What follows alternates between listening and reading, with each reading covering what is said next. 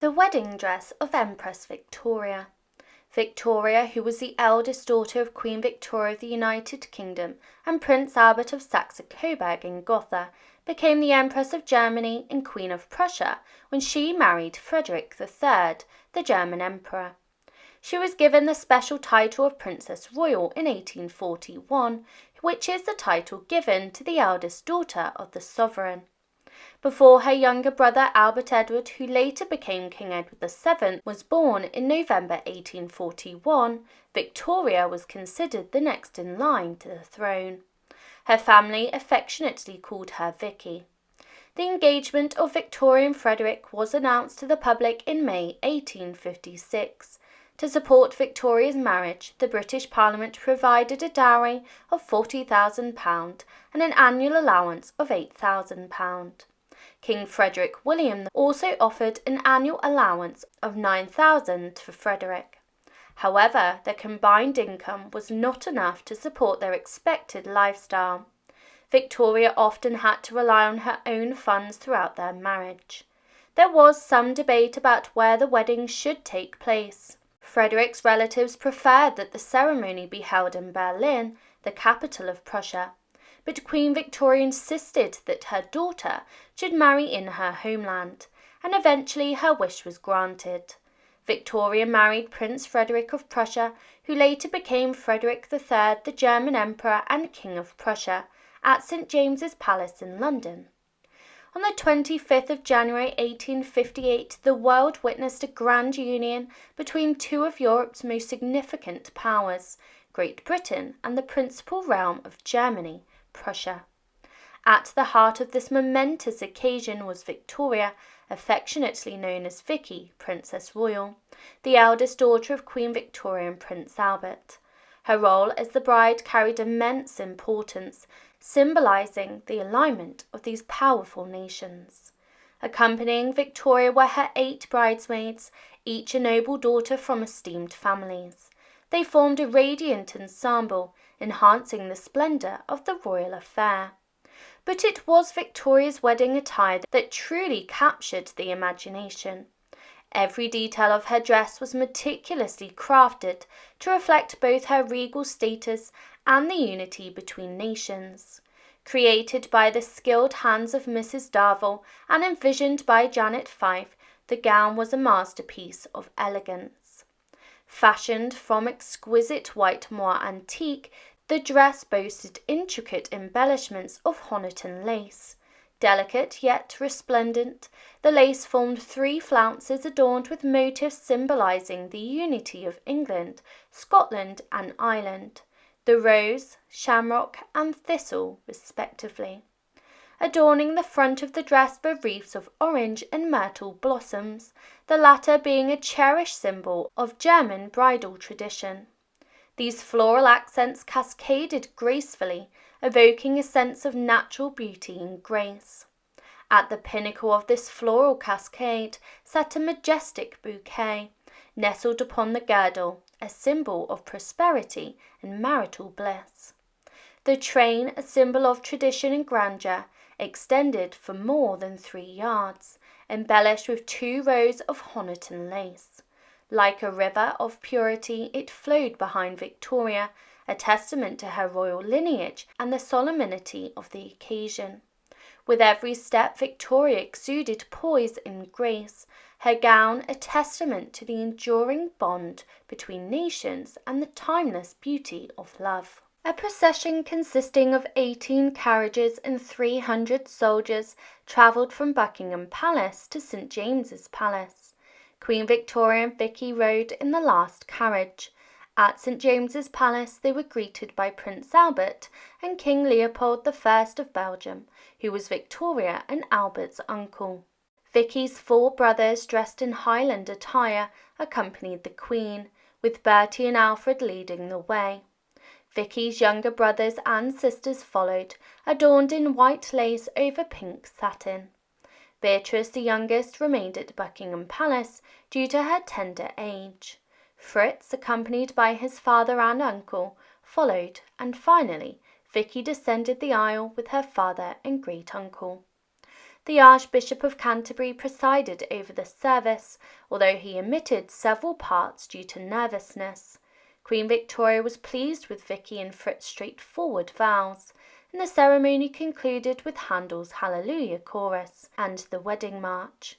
Afterward, the party proceeded to the throne room to sign a marriage certificate. Vicky and Fritz led the procession back to Buckingham Palace, where a luncheon was held in the state dining room.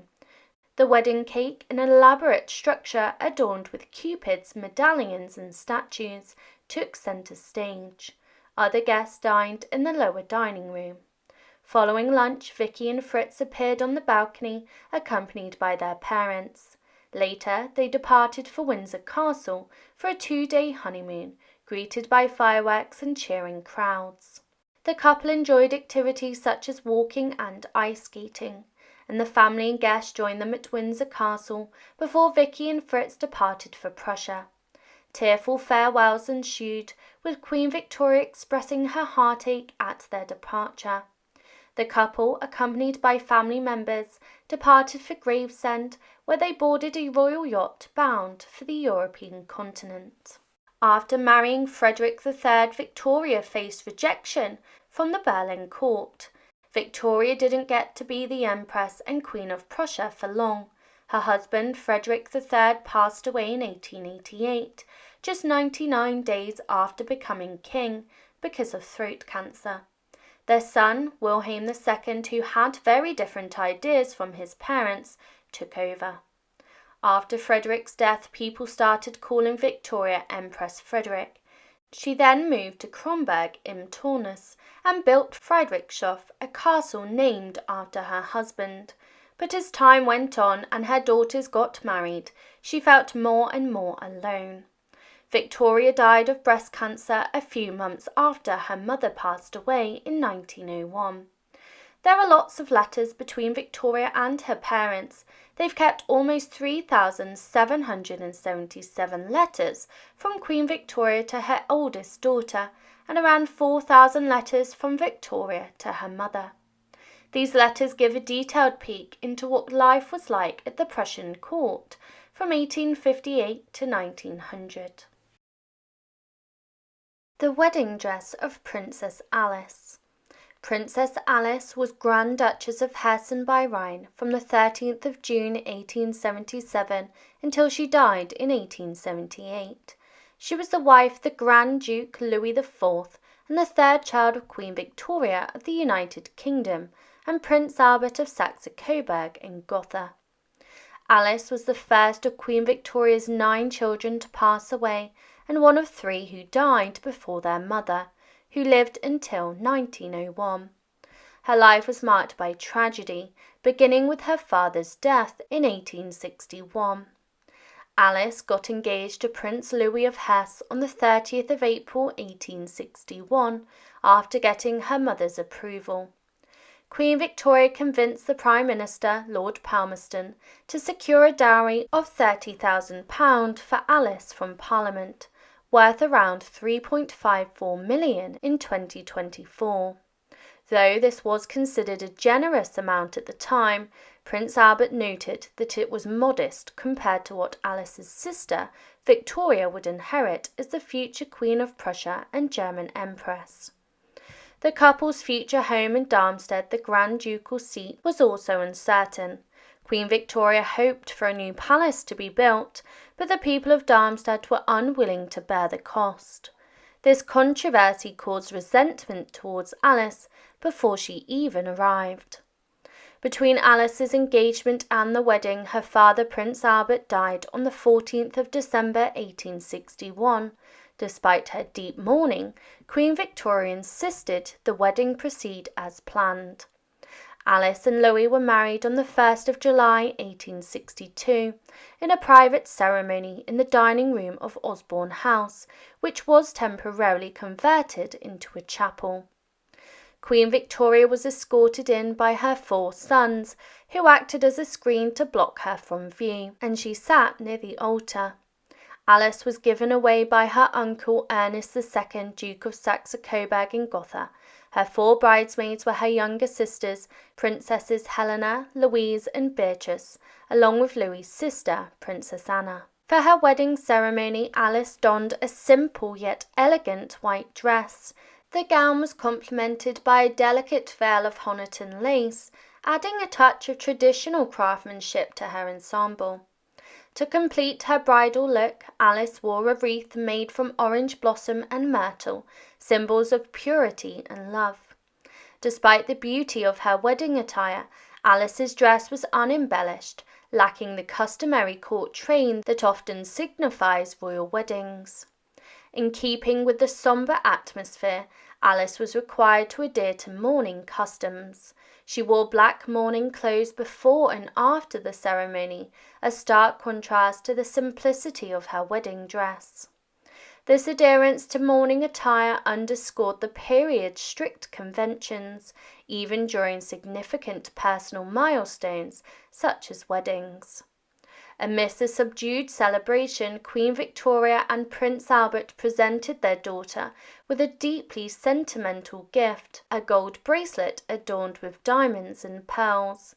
This exquisite piece of jewelry was more than just an ornament. It carried a heartfelt inscription. "To dear Alice, from her loving parents Albert and Victoria are, who though visibly parted, are ever united." The inscription poignantly reflected the unity and enduring love within the family, despite the physical absence of Prince Albert. The combination of Alice's simple, elegant dress and the meaningful gift from her parents painted a vivid picture of a wedding steeped in both tradition and personal sentiment. The Honiton lace veil and the wreath of orange blossoms and myrtle highlighted her purity and grace, while the mourning attire and the inscribed bracelet underscored the family's deep connection and their pervasive sense of loss.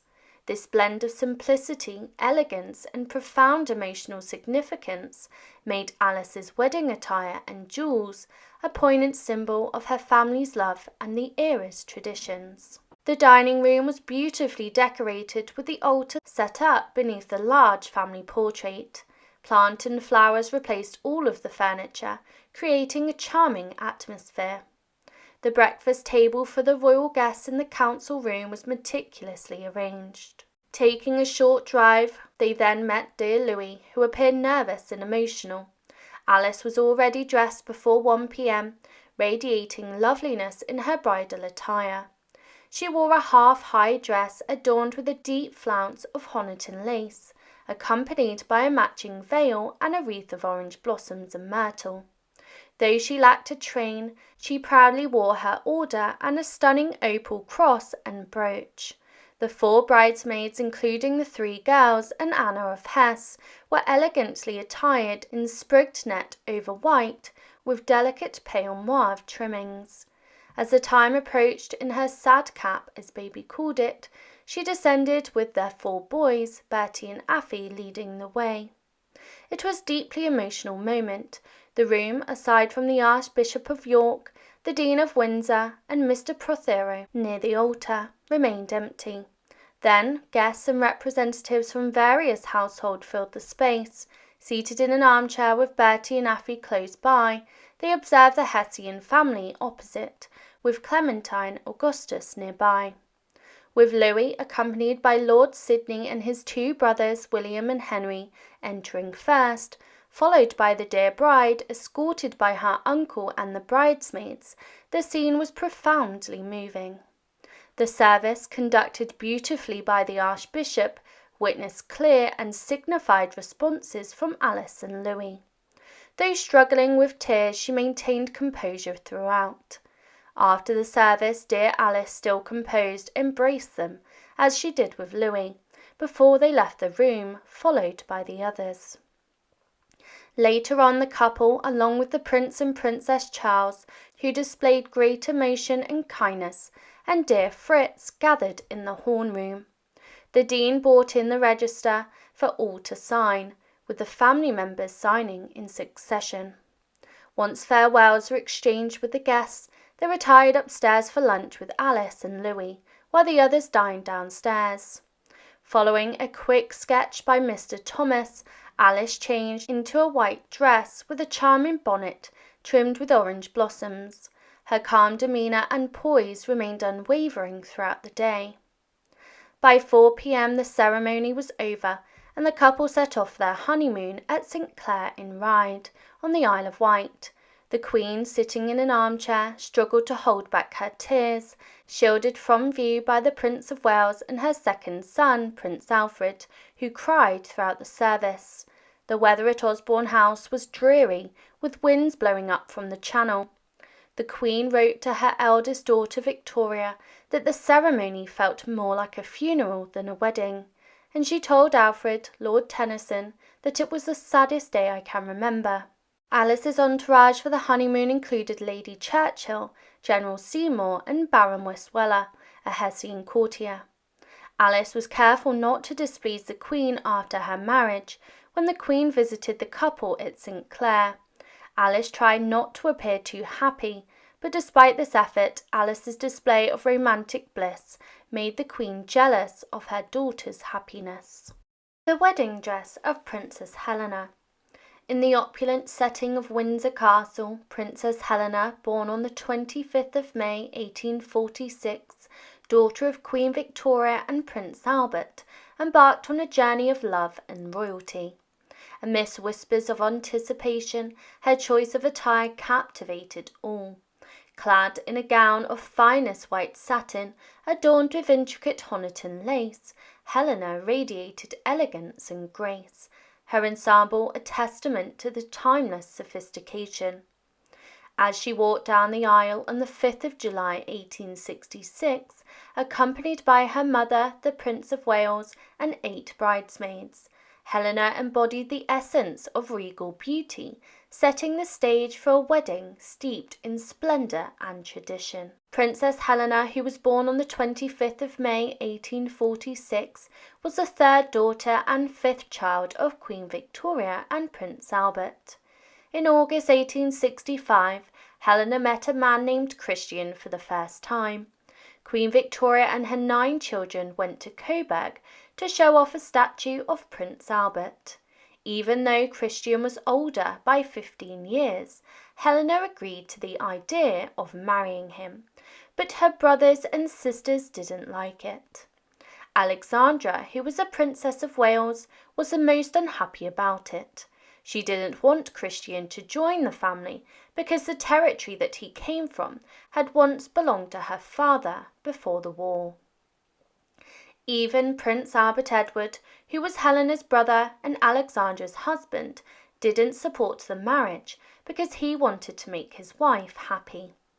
Helena's 3rd sibling, Princess Alice, thought that their mother, Queen Victoria, was putting her own convenience over Helena's happiness by letting her marry someone who was much older. Many people at the wedding thought Christian looked more like an old uncle than a husband for Helena. But Helena's older sister Victoria and her husband, Crown Prince Frederick of Germany, were okay with it because they knew Christian for a very long time. Despite all of the arguments, Helena was sure about marrying Christian. They got engaged on the 5th of December 1865 and got married exactly 7 months later, on the 5th of July 1866. They were married at 12:30 in the private chapel at Windsor Castle. There were lots of important people at the wedding, like royals from Britain and other countries, members of Queen Victoria's staff, people from other countries, government workers, close friends, and important employees. Helena walked down the aisle with her mother, the Prince of Wales, and 8 bridesmaids. She wore a pretty silk dress with special lace, flowers in her hair, and jewellery that her mother gave her as a wedding present. Princess Helena's wedding dress was a vision of elegance and intricacy. Crafted from the finest white satin, it boasted deep flounces of Honiton lace, delicately adorned with intricate patterns of roses, ivy, and myrtle. The train, flowing gracefully behind her, was also fashioned from the same exquisite lace, embellished with bouquets of fragrant orange blossoms and myrtle, symbolizing love and fidelity. Upon her head, Helena wore a magnificent wreath fashioned from the same orange blossoms and myrtle, intertwined with a veil made of Honiton lace, perfectly complementing the design of her dress. Her jewellery was equally stunning, a testament to her royal status and the affection of her mother, Queen Victoria. A necklace, earrings and brooch, all adorned with opals and diamonds, adorned her with a subtle yet striking sparkle. These precious gems were a heartfelt wedding gift from her beloved mother, adding a touch of regal splendour to her ensemble. To complete her look, Helena wore bracelets set with delicate miniatures and the prestigious Royal Order of Victoria and Albert, a symbol of her esteemed status within the royal family. As she walked down the aisle, she exuded grace and poise, a true princess on her special day. The bridesmaids, 8 in total, were equally resplendent in their attire, clad in white dresses covered with layers of ethereal tulle. Their ensembles were topped with a long tunic of shimmering silver tulle, adding a touch of enchantment to their appearance. Adorned with delicate clusters of pink roses, forget-me-nots and white heather, their dresses were a testament to the beauty of nature. Upon their heads the bridesmaids wore wreaths crafted from the same exquisite flowers, their long tulle veils cascading gracefully down their backs. Each detail was carefully chosen to complement the bride's attire, creating a harmonious and magical ambience as they stood by Helena's side on her wedding day. The nuptial ceremony commenced at precisely 12:30 on the 5th of July 1866, within the confines of the private chapel nestled within the grandeur of Windsor Castle. Prior to this, at noon, esteemed members of the British royal lineage, along with distinguished guests, convened in the white drawing-room of the castle. Meanwhile, Princess Helena remained within Queen Victoria's private apartments, while her entourage assembled just outside. Prince Christian, accompanied by his supporters, awaited in the anticipation-filled ambience of the Red Room. Concurrently, the ladies and gentlemen of the Queen's household, together with foreign dignitaries, congregated in the adjacent corridor. Ambassadors, foreign ministers, and esteemed guests found their seats in the opulent red and green drawing-rooms before being escorted to their designated places. In readiness for the sacred union, the Archbishop of Canterbury, along with the clergy, convened in the audience chamber before proceeding to the private chapel to take their positions at the altar. As the final arrangements were made, the royal procession, guided by a Lord Chamberlain and Vice Chamberlain, commenced from the white drawing-room, while Prince Christian's entourage followed suit from the Red Room. Eventually, Princess Helena's procession, escorted by Queen Victoria, her brother, and bridesmaids, made its regal entrance. Upon reaching the altar, Helena gracefully took her place to the left, while Queen Victoria assumed her seat. The Archbishop Charles Longley presided over the ceremony, marked by firm responses from both Helena and Christian, the latter adorned with a discernible foreign accent. As the pivotal question of bestowal was posed, it was Queen Victoria who, with unwavering resolve, bestowed her daughter in lieu of her departed husband. With the ceremony concluded, Queen Victoria and the Prince of Wales tenderly embraced Helena, marking the union's end. Accompanied by the melodic strains of Ludwig Spohr's march, the newlywed couple, along with the distinguished assembly, proceeded to the white drawing-room to immortalise their union in the marriage registry. Following the ceremonial formalities, a lavish luncheon awaited members of the British royal family in the Oak Room, while other guests were regaled with a buffet in the Waterloo Chamber. At 4:15 p.m. those desiring to return to London embarked on a specially arranged train. Simultaneously, the bride and groom embarked on their journey to Southampton, where a boat awaited to ferry them to the Isle of Wight's Osborne House for their honeymoon. Later that evening, within the resplendent halls of Windsor Castle, a sumptuous banquet unfolded in the Waterloo Gallery, followed by an enchanting soirée in St. George's Hall, where mirth and revelry abounded. As the illustrious ceremony drew to a close, Princess Helena, adorned in a gown of exquisite white satin and delicate Honiton lace, epitomised timeless elegance and regal beauty on her wedding day at Windsor Castle. Surrounded by loved ones and adorned with opulent jewels gifted by her mother, Queen Victoria, Helena embarked on a journey of love and royalty with Prince Christian, her heart aglow with the promise of a lifetime of happiness. As the strains of music filled the air and the vows were exchanged, Helena's radiant presence illuminated the hallowed halls, leaving an undeniable mark on the hearts of all who bore witness to their union. The wedding dress of Princess Louise. Princess Louise was the sixth child and fourth daughter of Queen Victoria and Prince Albert. In her public life, she advocated ardently for the arts, advanced education, and the feminist movement. She played a pivotal role in championing the Edinburgh College of Domestic Science, which later evolved into Queen Margaret University, serving as its inaugural patron from 1891 until 1939. Her formative years were spent traversing among the various royal residences alongside her family. Upon her father's demise in December 1861, the court entered a prolonged period of mourning, to which Louise gradually grew indifferent. Proficient in sculpture and artistry, several of her sculptural work endure to this day. She also aligned herself with the feminist cause, corresponding with Josephine Butler and paying visits to Elizabeth Garrett. Louise became betrothed to the Marquis of Lorne on the 3rd of October 1870 during their stay at Balmoral. Lorne was invited to Balmoral Castle in Scotland, where Louise, along with the Lord Chancellor, Lord Hatherley, and Queen Victoria's lady-in-waiting, Lady Ely, took a carriage ride. Subsequently, Louise returned and informed the Queen that Lorne had professed his affection for her, and she accepted his proposal with the Queen's blessing. To mark the occasion, the Queen bestowed Lady Ely with a bracelet. The Queen grappled with the prospect of parting with her daughter, confiding in her journal the poignant sense of loss that she felt. This deviation from royal tradition raised eyebrows, particularly in Germany. Queen Victoria corresponded with the Queen of Prussia, explaining that princes from modest German lineages faced disfavour in Britain, while Lord Lorne, possessing distinction and independent wealth, held a rank no lower than minor German royalty.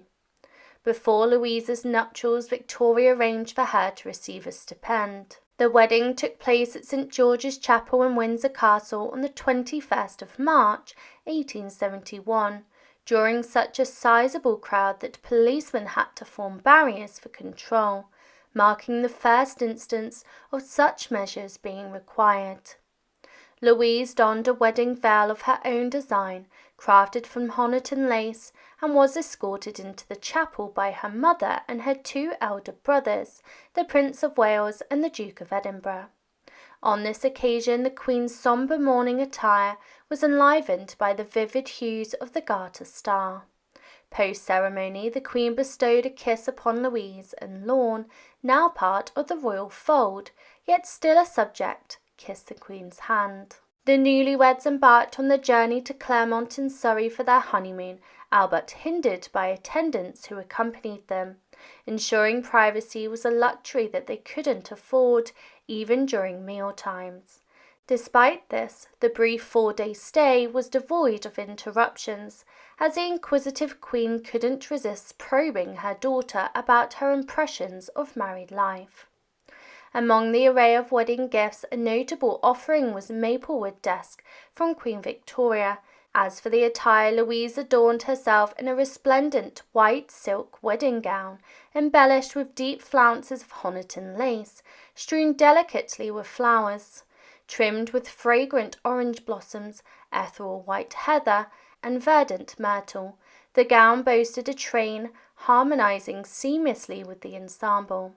Atop her head, a wreath intertwined with orange blossom and myrtle crowned her, while a short wedding veil of her own design, crafted from Honiton lace, gracefully adorned her visage. Secured in place by 2 of the 3 exquisite diamond daisy brooches gifted by her younger siblings, Prince Arthur, Prince Leopold, and Princess Beatrice, the veil exuded a regal charm. These dainty brooches, now in possession of the Princess Michael of Kent, formerly belonged to her husband, inherited from his mother, Princess Marina, Duchess of Kent. Louise's fondness for her great-nephew, Prince George, Duke of Kent, and his wife, Princess Marina, is evident, as she bequeathed several jewellery pieces, including the cherished diamond daisy brooches, to Marina upon her demise in 1939. A striking bracelet from her betrothed graced Louise's wrist, featuring a central sapphire encircled by diamonds and pearls with a pearl pendant, which doubled as a pendant ornament. Adorning her neck was a diamond necklace showcasing the pendant prominently, a sight immortalized in her wedding photographs.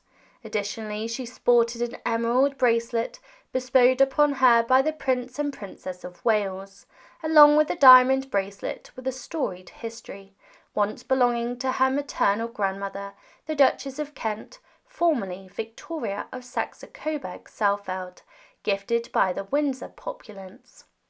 While Lorne's male relative donned kilts fashioned from the Campbell tartan, he opted for the uniform of the Royal Argyllshire Artillery Volunteers, adding a touch of military flair to the occasion. The bridesmaids, resplendent in their attire, donned dresses crafted from white grey silk, adorned with satin trimmings, and embellished with delicate gossamer tunics adorned with cerise roses, white heather, and sand ivy.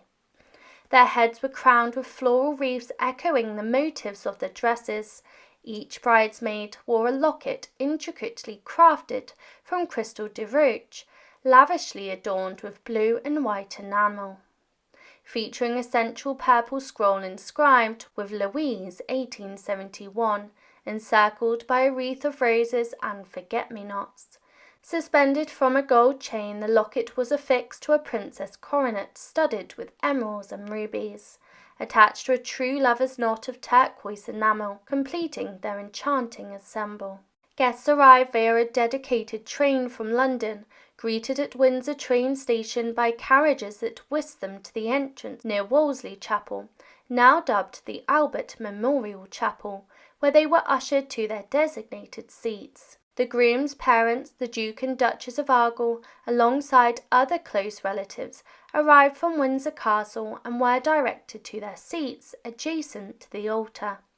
Meanwhile, clergy involved in the ceremony took their positions at the altar, while members of the British royal family and other dignitaries gathered in the green drawing room at Windsor Castle. At the stroke of noon, the royal entourage was transported by carriages to the south entrance of St. George's Chapel.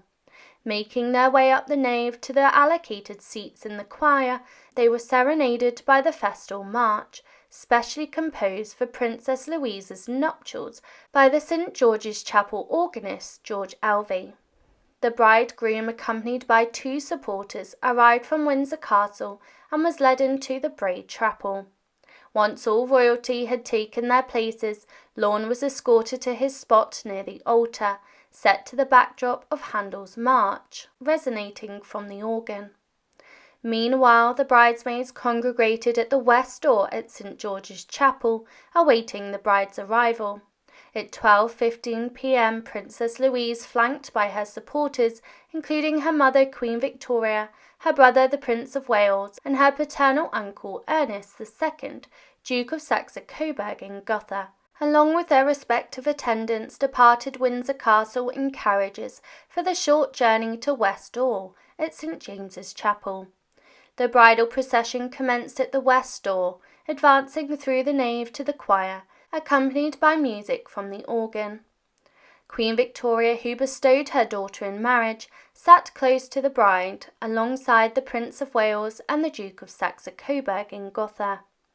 The wedding rites were conducted by John Jackson, Bishop of London, in the absence of the Archbishop of Canterbury, while the choir harmonised with 2 songs composed by George Elfie and a chorus by Beethoven. Upon the conclusion of the ceremony, a royal salute echoed through the air as the newlyweds and the attending royalty exited St. George's Chapel via the west door. Following their return to Windsor Castle, the marriage registry was signed by the bride, groom, Queen Victoria, and other esteemed guests in the White Drawing Room. A sumptuous luncheon awaited the royal contingent in the Oak Room, while a buffet luncheon catered to other attendees in the Waterloo Gallery. The piece de resistance, the wedding cake, stood a towering 5 feet high, weighing over 225 pounds, adorned with cherubs, flowers, Corinthian columns, and intricate icing work by Queen Victoria's master confectioner. At 3:30 p.m, a special train whisked the guests back to London, while the newlyweds departed Windsor Castle at 4 p.m. for a 4-day honeymoon at Claremont House in Surrey. Attended by Lady Jane Spencer, Baroness Churchill, and Colonel George Conyngham, Earl of Mount Charles. Later in the evening, a lavish banquet unfolded in the Waterloo Chamber, followed by an enchanting soirée in St. George's Hall. As Princess Louise embarked on this new chapter of her life, her timeless elegance and grace shone brightly, leaving an undeniable mark on the annals of royal history. The wedding dress of Princess Beatrice. In today's video, we will explore the wedding dress of Princess Beatrice, a stunning ensemble that epitomizes regal elegance and timeless beauty. From its meticulously crafted design to the intricate details that adorned her attire, Princess Beatrice's wedding gown captured the essence of royal sophistication. Join us as we delve into the story behind the breathtaking masterpiece and uncover the exquisite elements that made her wedding day truly unforgettable. Princess Beatrice made her grand entrance into the world on the 14th of April 1857 within the opulent walls of Buckingham Palace in London. Born to Queen Victoria of the United Kingdom and Prince Albert of Saxe-Coburg in Gotha, she held the distinguished title of being the youngest among her 8 siblings. Tragedy struck the family on the 14th of December 1861, when Prince Albert passed away at the tender age of 42. Beatrice, merely 4.5 years old at the time, was thrust into a world of mourning, robbed of one of her primary sources of guidance and inspiration. The loss of Prince Albert plunged Queen Victoria into a deep abyss of sorrow. On the fateful night of his passing, she sought solace in the presence of her slumbering daughter, Beatrice. Clutching the child tightly, she found herself unable to find rest, enveloped in the linens that once embraced her beloved husband. This profound grief would forever shape Beatrice's journey, as she became a steadfast source of comfort to her mourning mother. Throughout the years, Queen Victoria clung to the hope that Beatrice would remain an unwavering companion, a beacon of support in the wake of her profound loss. Despite the shadow cast by her father's untimely demise, Beatrice's education continued according to Prince Albert's meticulous plans for his children. She immersed herself in the intricacies of French and German while embarking on enlightening journeys to historical landmarks. Unlike her mother, Beatrice possessed a remarkable penmanship and an impeccable command of spelling. By the age of 15, she assumed the responsibility of corresponding on behalf of Queen Victoria, blossoming into an attentive and dutiful aide that her mother had yearned for. As her sisters ventured into matrimony and distant homes, Beatrice dutifully stepped into the role of her mother's devoted assistant. When Beatrice broached the topic of marriage upon her return from Darmstadt, Queen Victoria's response was chillingly silent. For 7 agonizing months, mother and daughter existed side by side, their communication relegated to written exchanges. The Queen's unexpected withdrawal stemmed from the fear of losing her cherished daughter. To Queen Victoria, Beatrice was her baby, the epitome of innocence, and the notion of her embracing physical intimacy within marriage marked the end of that innocence. It took the gentle persuasions of the Princess of Wales and the Crown Princess of Prussia to thaw the Queen's icy resolve. Reminding her of the joy Beatrice had brought to Prince Albert's life, they coaxed Queen Victoria into reopening communication with her daughter. Reluctantly, the Queen consented to Beatrice's marriage under the condition that her prospective husband, Henry, forsake the German ties and permanently reside with Beatrice and the Queen. So what was Princess Beatrice's wedding attire?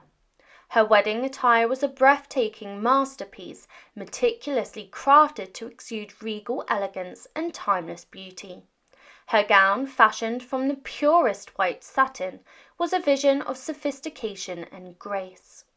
Delicate orange blossoms, white heather, myrtle, and intricate lace adorned the gown, adding ethereal charm to its already exquisite design.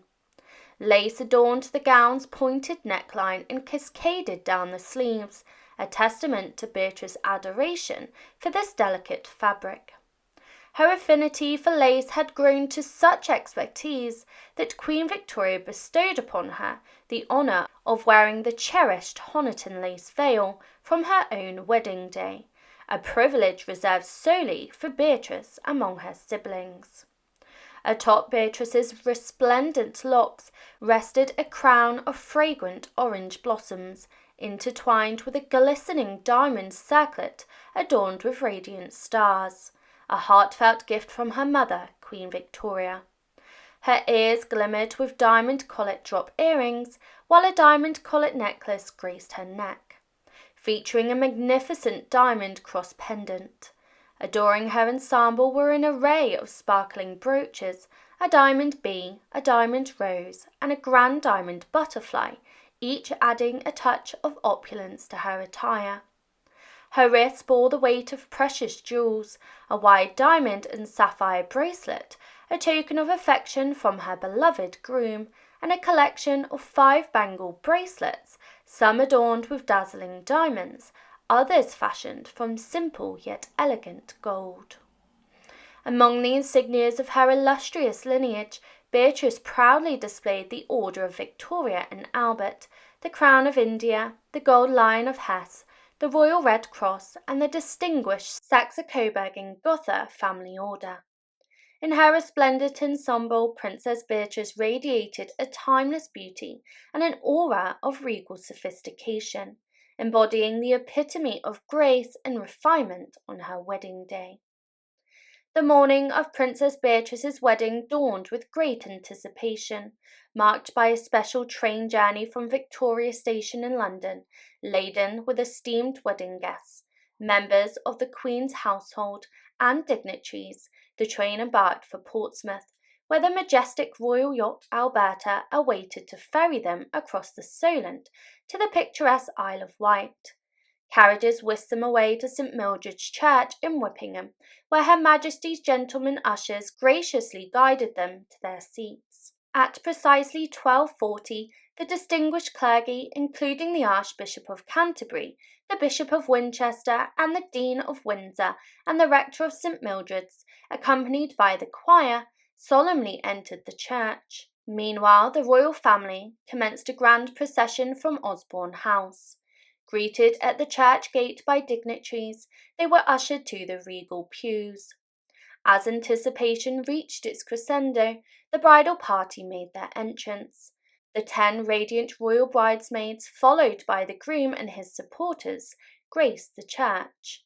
The arrival of the bride, escorted by Queen Victoria and the Prince of Wales, signalled the commencement of Wagner's ethereal bridal march. With Queen Victoria's blessing, Princess Beatrice embarked on her journey down the aisle, radiating elegance and poise. The couple exchanged vows amidst the melodic strains of Mendelssohn's anthem, "O Give Thanks to the Lord." Following the ceremony, jubilant strains of the wedding march accompanied the newlyweds and their entourage as they made their triumphant exit. Back at Osborne House, amidst a backdrop of royal splendour, the marriage registry was solemnly signed, witnessed by Queen Victoria, esteemed members of the royal family, and distinguished guests. A lavish luncheon unfolded on the sprawling lawn, where guests revelled in culinary delights serenaded by the harmonious melodies of the Royal Marines and the Sutherland Highlander pipers. The piece de resistance, a towering confection crafted by the esteemed royal confectioner Mr. Ponder, stood proudly at 6 feet tall, weighing a staggering 280 pounds. The cake captivated all with its magnificence. As the sun began its descent, Princess Beatrice and Prince Henry embarked on their honeymoon to the nearby Croix Abbey house, accompanied by dear companions. Evening festivities ensued, with a sumptuous dinner amid the tented splendour of the lawn, enlivened by the melodic strains of the Royal Marines' Light Infantry Band. The enchantment continued as guests gathered on the terrace of Osborne House, marvelling at a breathtaking display of fireworks illuminating the sky, courtesy of the royal yacht Victorian Albert, HMS Hector, and other vessels in Osborne Bay. As we conclude our exploration of Princess Beatrice's wedding dress, we're reminded of the timeless allure and grace that defined her special day. From the delicate lace to the radiant jewels, every detail of her ensemble reflected her regal lineage and undeniable elegance. Join us again for more captivating insights into royal fashion and history. Thank you for watching.